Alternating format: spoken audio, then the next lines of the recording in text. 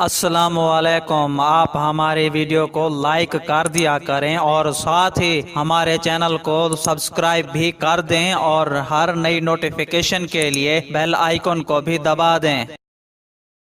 معروف صحافی ہارون رشید کا کہنا ہے کہ جہاں تک مولانا پہنچ چکے ہیں ان کے پاس احتجاج کرنے کے علاوہ کوئی آپشن ہی نہیں ہے، لیکن حکومت کے پاس بڑی طاقت ہوتی ہے، وہ ان کو اسلام آباد نہ آنے دیں۔ اسپیشل برانچ والے پھر رہے ہوں گے، پولیس والے کچھ گرفتاریاں کر لیں گے، کچھ لوگ اس سے دل برداشتہ ہو جائیں گے اور شرکاء کی تعداد بھی کم ہو جائے گی۔ تاہم ایسا ممکن نہیں کہ وہ احتجاج نہ کریں، ان سے بات چیت کا وقت بھی گزر گیا ہے۔ اگر پہلے بات چیت کی جاتی تو ممکن ہو سکتا تھا کہ مولانا دھرنا نہ دیتے۔ ادھر حکومت کا یہ کہنا ہے کہ یہ سب مودی کے کہنے پر ہو رہا ہے، یہ بھی غلط ہے۔ ہارون رشید نے کہا کہ اپوزیشن کے 3 اہداف ہیں، ایک یہ کہ عمران خان کو عہدے سے ہٹایا جائے، دوسرا یہ کہ نئے الیکشن کروائے جائیں، اور تیسرا یہ کہ انہی کی پارٹی میں سے کسی اور کو وزیر اعظم بنایا جائے۔ اس حوالے سے سنجیدگی سے بحث بھی ہوئی اور شاہ محمود قریشی کا نام سامنے آیا۔ میں نے وزیر اعظم کے لیے شاہ محمود قریشی کا نام سوچ سمجھ کر لیا تھا۔ وہ چاہتے تھے کہ شاہ محمود قریشی کو وزیر اعظم بنا دیا جائے، اور اگر ایسا ہو جائے تو میں اسی دن ٹیلی ویژن چھوڑ دوں گا، کیونکہ مصنوعی گفتگو زیادہ دیر نہیں سنی جا سکتی۔ ہارون رشید نے مزید کہا کہ اپوزیشن کی کوشش ہے کہ اتنا دباؤ ڈالا جائے کہ پارلیمانی کمیٹی بن جائے اور اس کے بعد الیکشن ہو۔ مولانا فضل الرحمان نے مسلم لیگ نون اور پاکستان پیپلز پارٹی کی جانب سے دھرنے میں شرکت کی یقین دہانی نہ کروائے جانے کے باوجود بھی